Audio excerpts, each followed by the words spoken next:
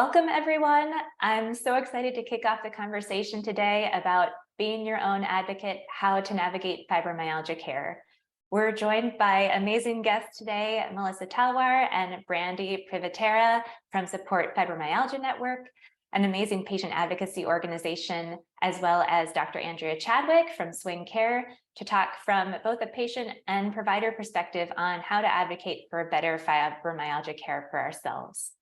So just to start things off, I'll share a little bit more about our guests and then we'll get into the conversation.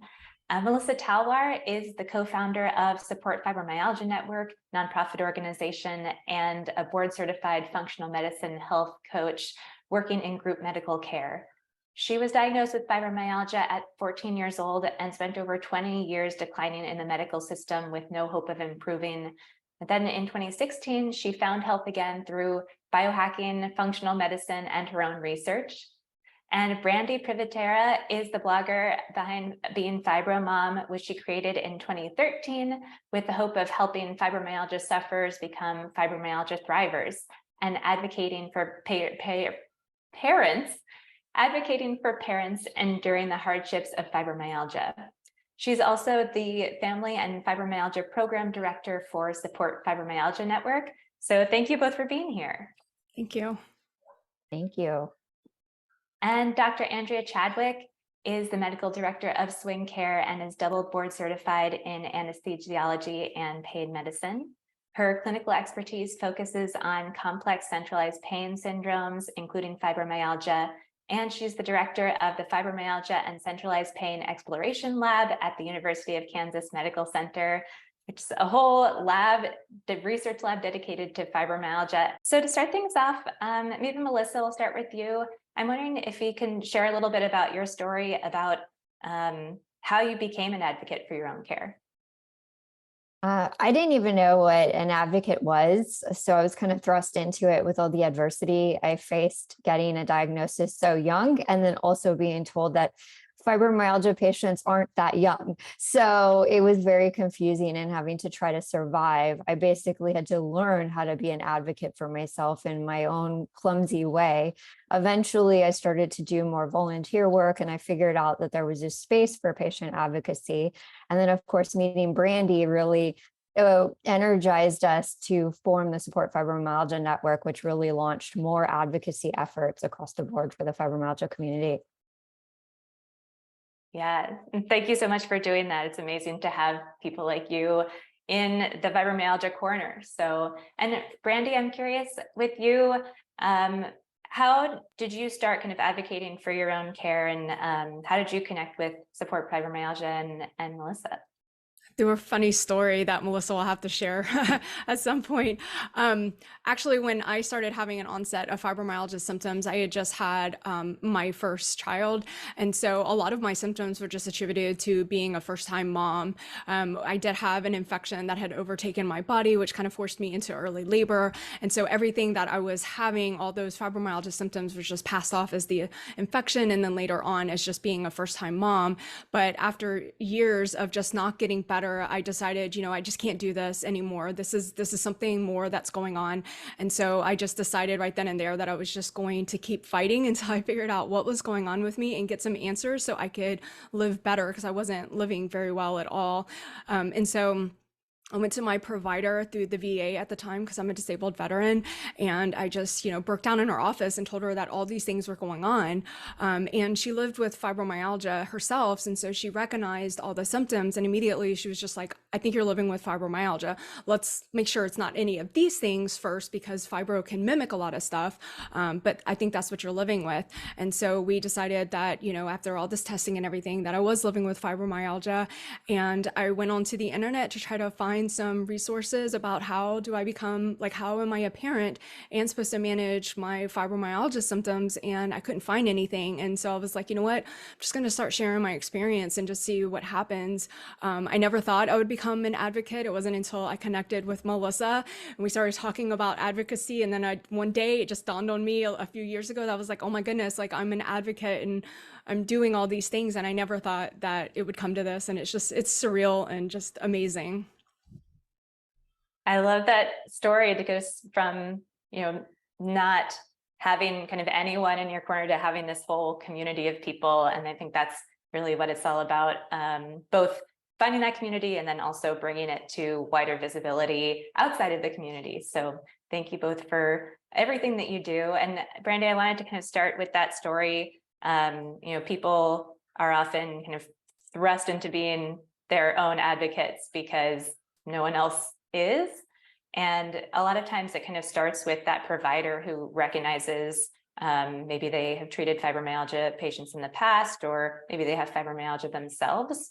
But for people that don't have a provider like that or haven't found one, what are some of the questions that you find really helpful in kind of bringing up with your provider when you're kind of starting to, maybe you've just gotten a diagnosis? And Dr. Chadwick, I'd love to hear that from your provider's perspective too, but starting with Melissa and Brandi.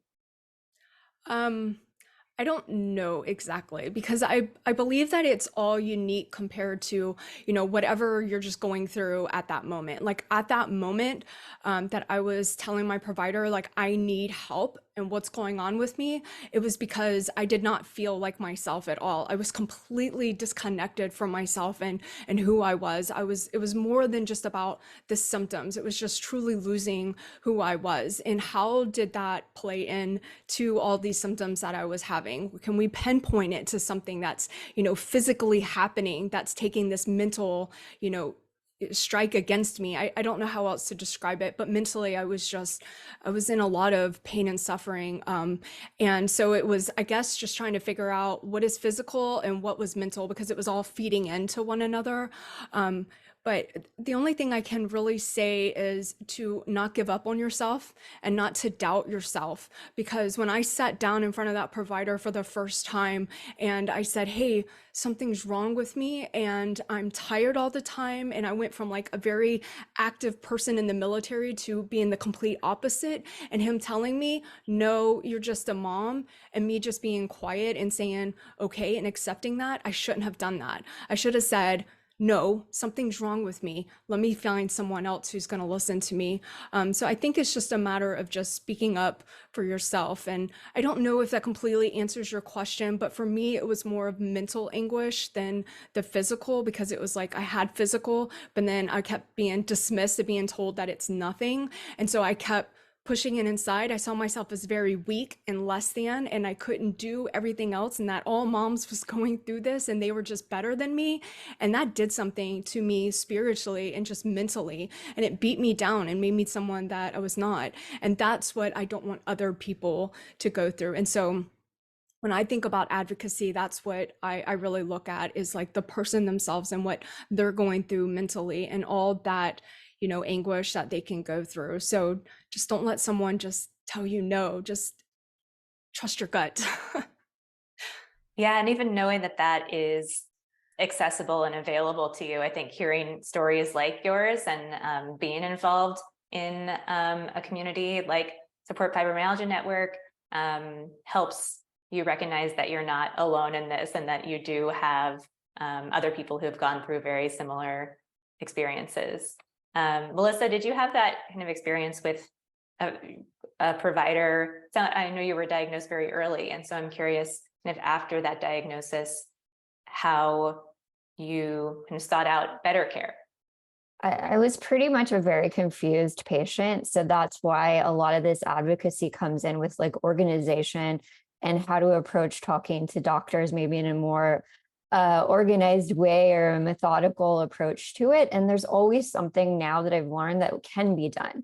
And I think we have to remember that medical providers are our actual allies in this. Unfortunately, the system has been designed to kind of put a wedge between the patients and the medical providers, but I do believe we can bridge this gap. That's why I love this conversation. So even though I felt dismissed, I wasn't really aware of some of the tools that I could be using in order to better communicate to my medical provider and what to do.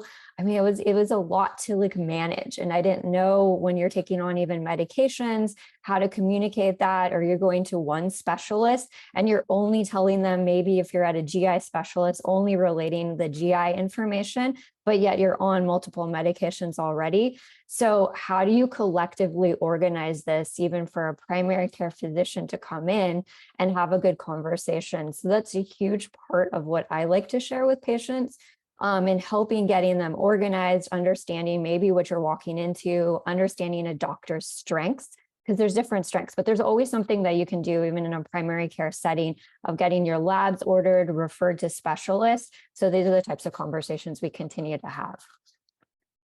Yeah, and Dr. Chadwick, kind of from the provider side of things, what is helpful to have from a patient or hear from a patient in maybe that kind of first appointment after a diagnosis where you're exploring personalized treatment options?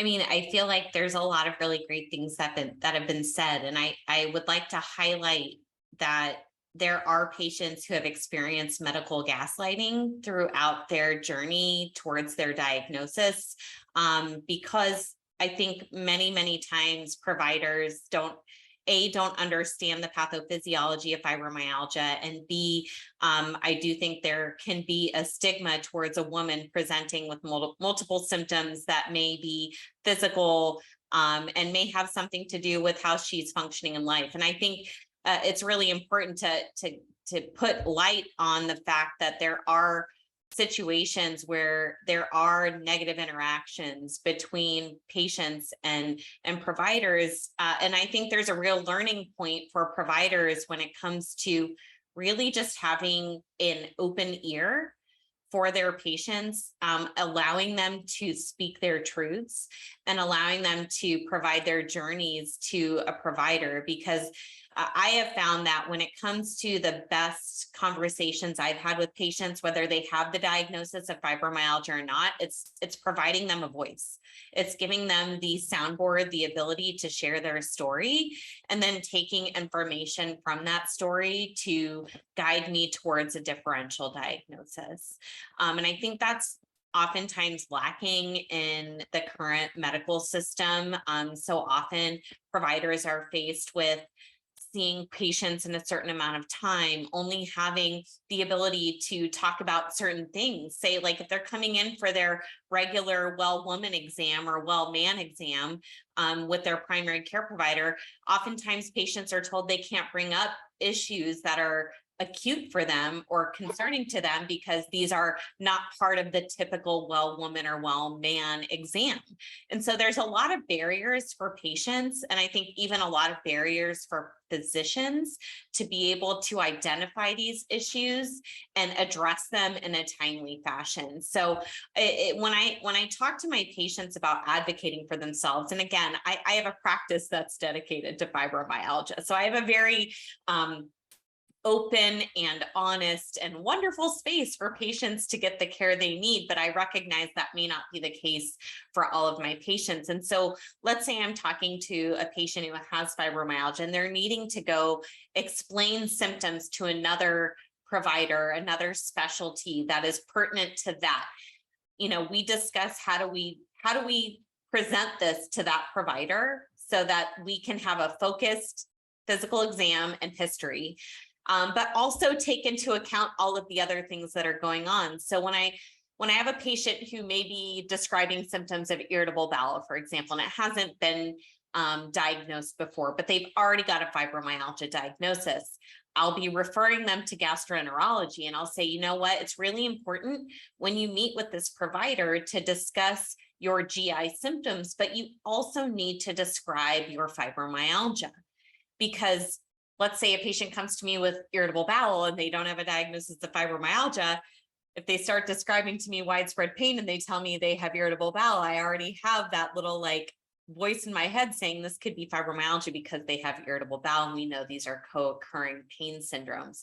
So I think it's really important, as Brandi and Melissa have stated, that using that platform, that voice, that space to provide a very I would say like directed conversation is really important. But I would also say that on the provider side, you have to have that space open and free of judgment to be able to listen and receive what your patients are telling you. Thanks so much for sharing from that perspective. And one of the things you mentioned that I hear very frequently is that it's very hard to hold space for talking about fibromyalgia with a provider because either they don't have enough time, they're very limited in terms of what they can talk about, or there's other things going on, other conditions that maybe the doctor wants to address more immediately. Maybe it's a more acute need. I'm curious from any of you, if you have techniques or ways of talking about fibromyalgia that does create an entry point for that conversation, even in the limited time that you do have, especially maybe with a primary care doctor. Well, I mean, I would love to hear from Dr. Chadwick more on how to help in those situations, because it was a challenge even for me personally, because I really thought something was wrong with my brain. So I had been diagnosed with fibromyalgia, but I was getting a lot of severe brain symptoms. So it was a challenge for me because every time a lot of people wanted to focus only on the thyroid. And I'm just like, my brain is going kaput. I can't function. I can't find my way home. But it was a challenge to speak up and advocate for myself in those time periods to get those types of tests ordered, like something is wrong. So, I mean, it'd be great to hear from Dr. Chadwick on how to, in those situations when stuff is coming up and you need a little bit more discerning between fibromyalgia and some other things. This is a struggle for all of my patients. Trust me, I have so many people, very like established patients of mine who are like, I'm having these really distressing symptoms, but I don't know, like my primary care just won't listen to them. And usually it's the other way around, where they already have the fibromyalgia diagnosis and I'm seeing them, but they're having other concerning symptoms that are then actually, in my opinion, falsely attributed to fibromyalgia when they actually could be other medical conditions. And I think where this conversation is important is really just stating, like, you can have fibromyalgia and have other things going on, but you can have other things going on and also have symptoms that are related to fibromyalgia, and they're not mutually exclusive, right? So you should always be looking for other causes of symptoms. I can tell you very clearly when I have patients come to me and tell me symptoms that are not fibromyalgia, but they've been told they are, that I'm like, actually, we need to investigate those because those aren't in line with what I have knowledge is attributed to fibromyalgia and what is not. Now, there are plenty of patients who come to me and they already have fibromyalgia and they have these other symptoms. It's like, well, those could be fibromyalgia, but they could not be. So really having that ability to go to a physician. And again, I realize I'm lucky in my space to be a specialist where people can come to me. But when it comes to a primary care provider, I think really it's stating, listen, and in your example with thyroid, I know I have thyroid disease, but based on my recent laboratory examination, I'm euthyroid. Right? And so then it's like, I also am having symptoms of fatigue, brain fog, and I know I have a diagnosis of fibromyalgia, but yet I'm euthyroid. So if I'm euthyroid, we cannot blame my brain fog on my thyroid disorder. And therefore, I think this may be related to my fibromyalgia being under poor control. So can we talk about either ways that you and I could address my fibromyalgia? Or if you aren't up to date on the latest literature of fibromyalgia, I would really love for you to refer me to someone who might be up to date on how to treat fibromyalgia in a variety of different ways. And I think it's not stating to a primary care provider, like, you're not up to date on fibromyalgia. It's a way to just say, listen, I recognize you're dealing with many medical conditions that I may have, but they're all under control. And if I'm still having these other symptoms and they are in line with fibromyalgia, this is where I'd like to focus my attention. And if you are not able to focus your attention there, either due to time or knowledge or not being, up to date on the latest literature, then I would really love it if you could provide me a referral to someone who is. And I personally don't think a primary care provider would take offense to that. But then again, you never know. Yeah, I really appreciate love this you. conversation. I really appreciate you sharing that. And I think there's so many ways that we can kind of begin just through our language to have that conversation. Sometimes it's just a matter of thinking in our head what's going to be the easiest way for me to bring this up in terms of the language that I use. And that's on the provider side too, where one thing I remember hearing in a Medical Pearls conference was just a provider saying, instead of, do you have any questions? What questions do you have? And that just opens up the conversation. And so being able to think about the words we use and the language we use just to free ourselves up to open that space can be really helpful. And I think it's important. I can say as a provider, I have noticed sometimes when my patients are overwhelmed in an examination or a history. I just actually saw a patient yesterday who was very flustered because they had had long COVID in addition to their fibromyalgia diagnosis. And I could just tell that she was very overwhelmed. And I saw that she actually had a list that was sitting on the table and she wasn't referring to it. And I noticed it there and I said, you know, I can tell you're having a hard time communicating with me right now. I see you have a list on that table. Would you like to bring that out and we can talk about it? It's little things like that that people can pick up on to help patients in those moments where maybe they're having a little bit of white coat anxiety, or maybe they're having some brain fog, or maybe they're just emotionally overwhelmed with what life is bringing them. But I'd like to hear from our patient advocates. You know, I can share my side, but in a patient perspective, in those visits, you know, how can you sometimes take a provider who might have their head in the clouds and bring them down to earth? Yeah, I was actually going to say that it's all about mindset. And I know that I've said that a lot, but really that's where a lot of it is for me. And just hearing y'all talk about this, it's reminded me of a lesson that I had to learn a few years ago. Was it's all about how my energy and my mindset is going into an appointment. I have severe anxiety when it goes into an appointment, and it's because of many things. It's because I've been dismissed so many times and minimized so many times and just pushed away that I immediately go, like, my anxiety is going up just talking about it. I immediately go into an appointment where I don't want to talk. I immediately want to shut down because I already think preemptively they're just going to dismiss me and they're not going to listen to me. So it's like, how can I get this person to like listen to me and not think, I mean, to hate to say the C word, crazy, like that I'm legitimately having issues, that I'm not just manifesting all these things on my own. And so then I start getting in my head and I start thinking about that. And then I start to get angry, and I get angry at all those past medical professionals that have shut me down. And I start projecting it onto this individual who I've never met before. And I go through providers so much just because the VA they change out providers without even telling me. So by the time I'm actually getting to know a provider, I'm already being changed by another one.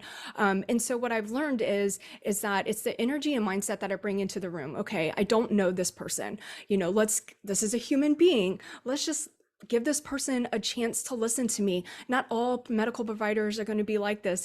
It's not fair of me to say, oh, you're going to be like everyone else. You know, just give them a chance to listen. Just like I want a chance to be listened to, let me give them a chance to listen to me, and let me try to just calm myself down. And so I try to calm myself down.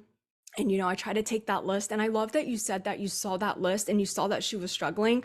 Like, for me, emotionally, that appealed to me because I wish that I have been in a situation where I've had my list and I'm like sitting there with my little list and I'm like, oh man, I forgot to talk about my list because I've had so many other things going on in my mind. So I love that. But yeah, just having that different mindset is saying, okay, give this person a chance to listen to me. Let's listen to what they have to say, and really clearing the mind and just letting them just focus on one question at a time. And without even realizing it, I don't even talk about fibro immediately. I had hives last week and I went to the ER and I could talk about everything else, but I did not talk about fibro because it was just instinctual just to not talk about it, because immediately they're just like, okay, what pain meds do you want? You know, this and that. And that's not what I wanted. And so I'm working on that to try to talk about that more because, you know, like you said, Dr. Chadwick, it could be related to what I'm currently going through, but I'm working on it. But having that clear mindset to just giving that provider a chance to, you know, be different and be able to actually help without shutting them down, and giving them a chance just like we want a chance as well.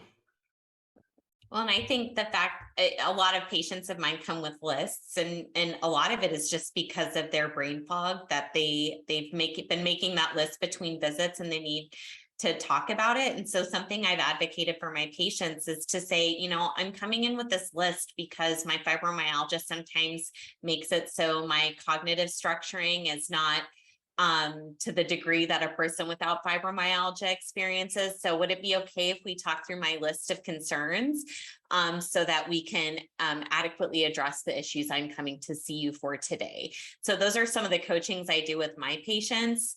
And I have found that that helps them be able to feel a little bit more in control of their medical consultations. But I would like to just say, on a provider standpoint, for any providers who might be watching this, that you need to be able to recognize cues within your patients. And if they have a list and you notice they're not looking at it, that it's a respectful thing to notice that they have a list and say, hey, I see you've brought a list. It'd be really great if you wanted to reference that during our discussion. So I think the road goes both ways. And what we're trying to do is fill in the gaps. So both educate medical providers, and then also where do the patients fall on the education side. So I would love them not to be necessarily having driven into medical expertise. We want them to come and be a patient, but I know this is a challenge and something that comes up at our organization a lot, especially when I talk and people ask about my background, because I went to the extreme. I bought blood chemistry panels.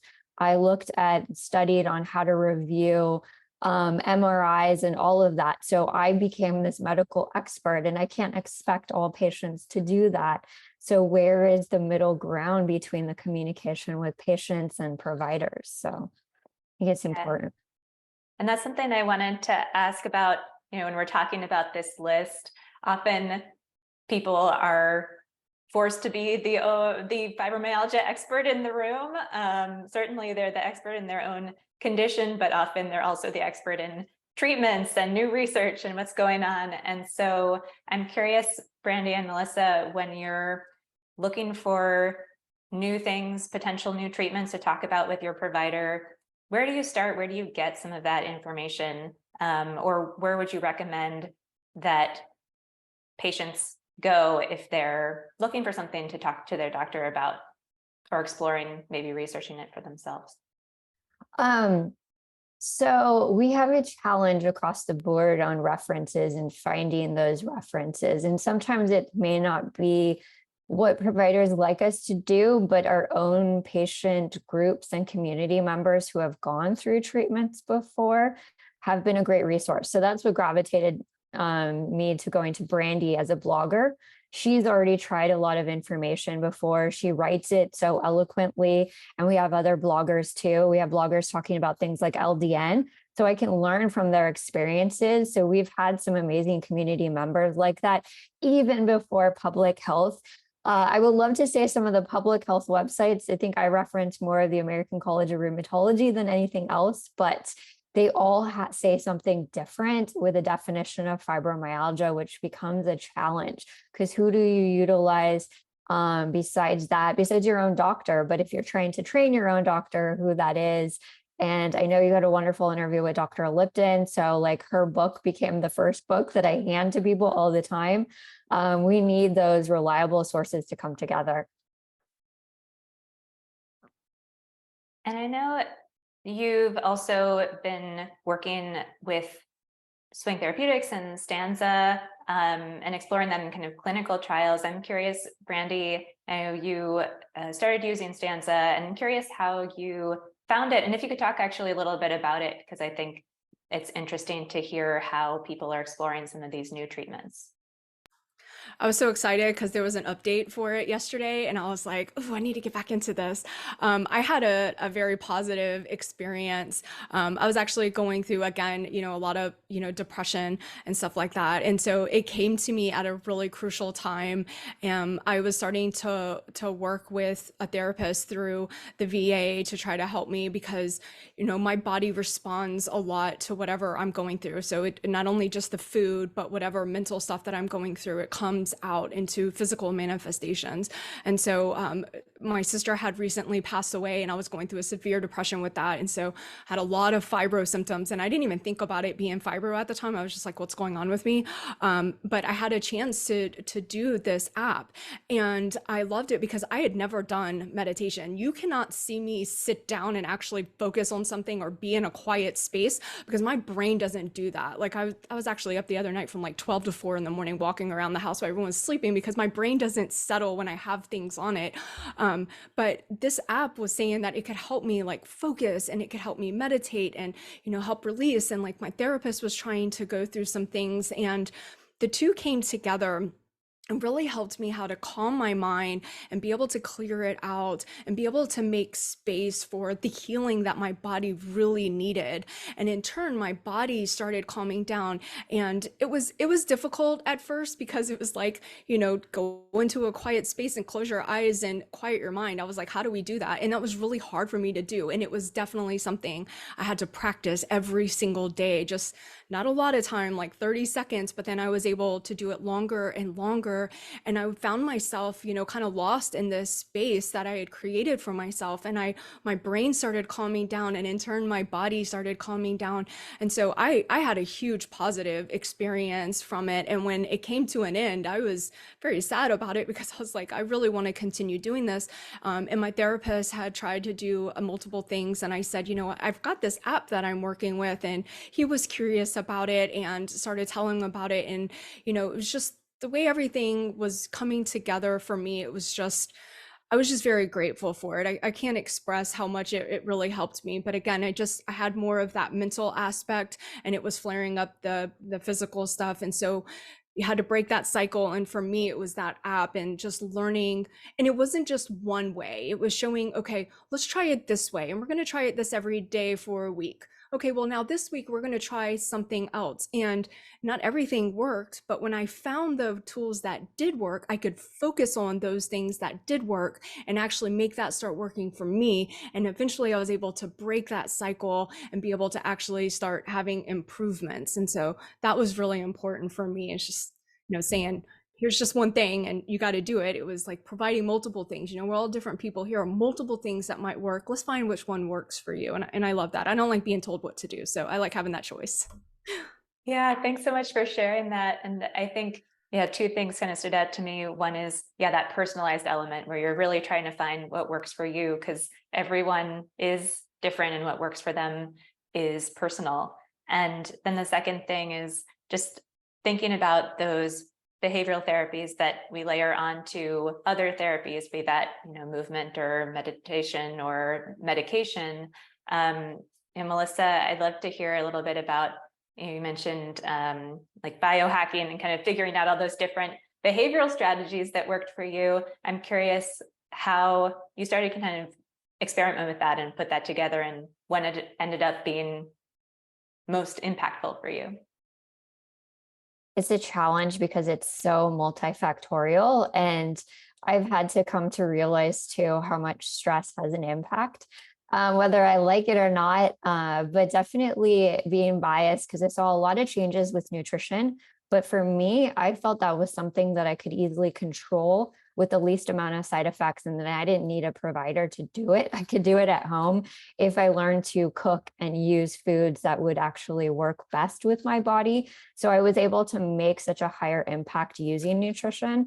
And then from there, seeing different changes. And I recognize I need to still work on things like sleep, because that made a difference when it was actually working a little bit better.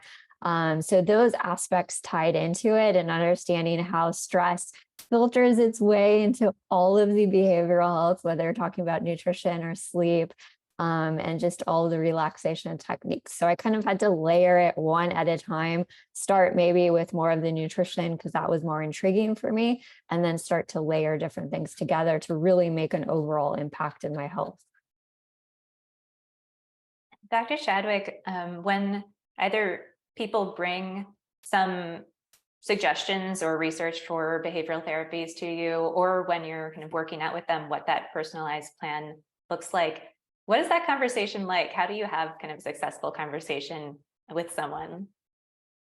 Well, my standalone, and I've probably said this to y'all, and I've said it to all my patients, is I view fibromyalgia care as like 3 pillars of treatment. That may be a little bit simplified, but you cannot treat fibromyalgia in a silo. It involves a multifaceted approach. And so when people come to me and I can tell that they're needing assistance with maybe we have their pharmacologic needs taken care of, but there's other aspects of their life that are needing attention. Talking about things like nutrition, talking about things like purposeful movement, and then also just the impact that their chronic illness has on their quality of life.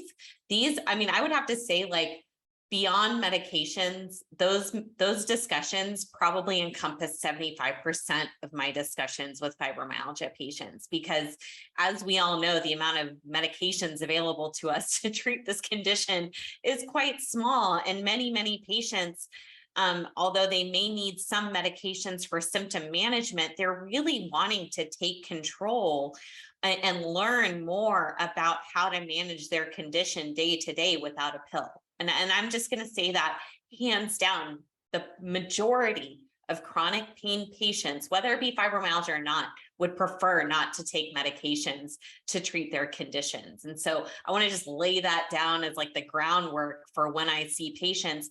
And then it really just becomes an open discussion about where they feel their chronic pain is impacting their life most. And movement is difficult when a person has pain, but discussing exercise or just telling someone they need to go get on a treadmill is not a discussion that gets many people anywhere when you're talking about someone with chronic pain, especially fibromyalgia, who have central sensitization or actually get hyperalgesic from moving like the normal person. So having a provider who can understand these additional lifestyle modifications. And honestly, when patients come to me with ideas for their care, I never discount anything they may have read online or learned about in a support network. And I'll take that. And I'll say, you know what, I'd like to do research about what you're bringing me today. And if I can review this and see that there's data to support it, and it's not going to cause you harm, we can have a discussion about whether this is something we can move forward with. And I think so often providers get scared about things they haven't heard of. But I tend to push the box a little bit with my patients who may come to me with things that they've read about. And honestly, I've been surprised. I mean, honestly, low-dose naltrexone was not something I had ever prescribed until a patient asked me about it. And I was nervous and I was scared. And I went to the literature and saw that it had randomized controlled trials to support its use. And the first time I prescribed it, I was nervous.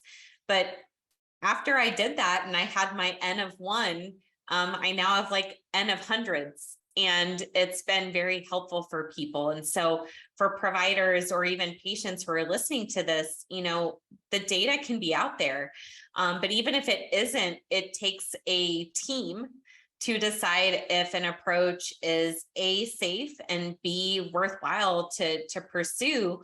But if it's not going to cause a patient harm, I think having that communication and that team-based approach is really important.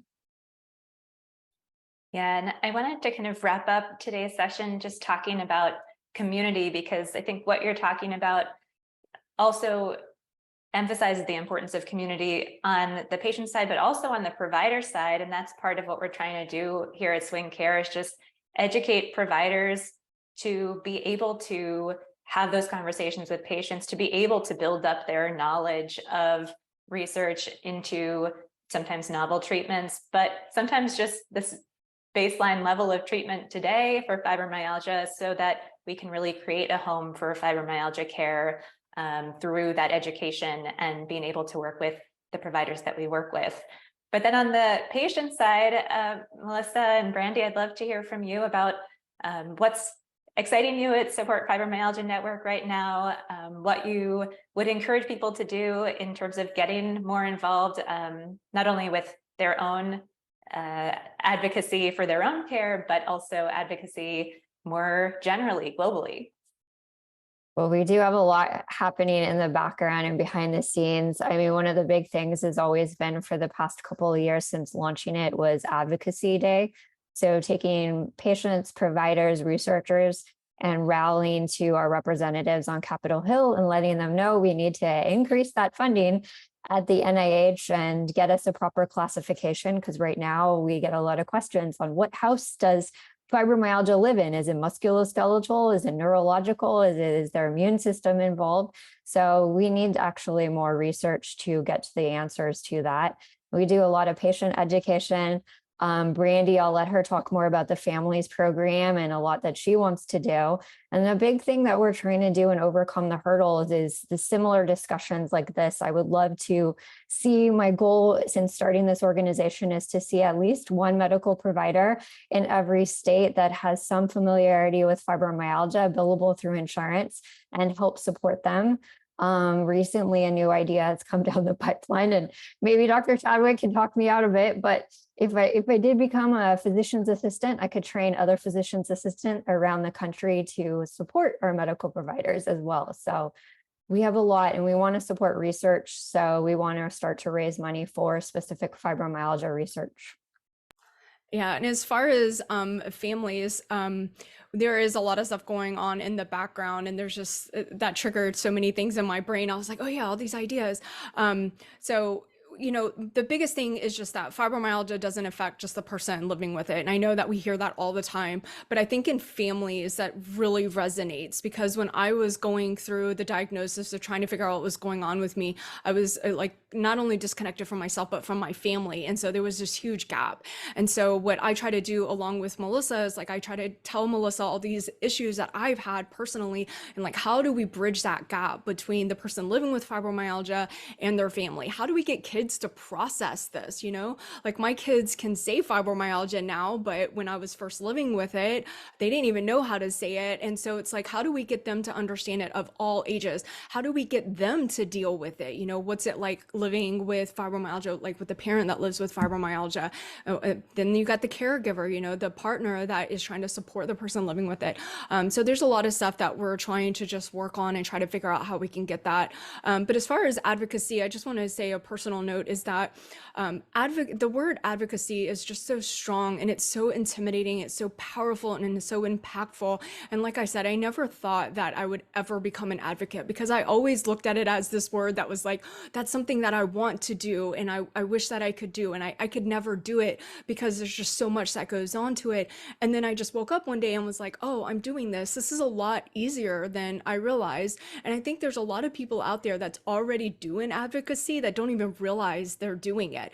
Just sharing your story, or, you know, being able to share some of the workshops that we have within the fibromyalgia community, not just with Support Fibromyalgia, but, you know, the webinars that we see, sharing that.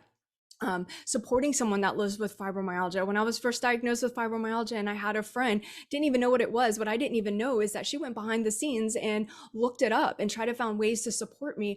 There's just all these different ways that we can do it without, you know, you don't physically have to go down to, you know, the DC and do those things, because not all of us are physically able to. So don't discount yourself and what you can do with advocacy just because you think that you can't do it. Don't let your mind stop you from doing something. There's always ways that you can get involved. And if you don't know how, reach out to me and Melissa. I can guarantee you're already doing something. So advocacy is very powerful. So be a part of it, and we can all do this together. It's all about community and doing it together.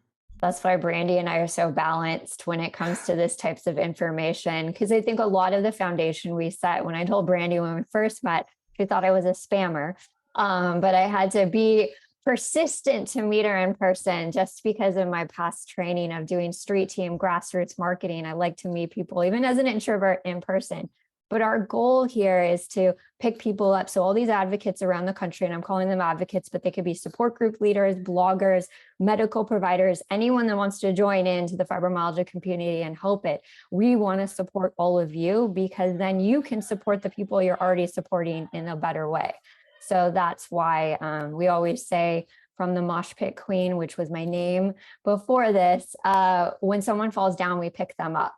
So we're going around the country, we're picking up people, and now internationally too. So it's a big deal for us. Absolutely. What an awesome note to end on. Thank you so much for being here. I'm so glad we got to have this discussion. And I think a theme that came out of it was, yeah, the language that we use is really powerful, and just understanding advocacy from any level is so important when we're talking in this fibromyalgia community. So thank you again. Really hope you all enjoyed the discussion, and look forward to chatting again soon. Thank you. It was amazing. Thank you. I know I'm inspired.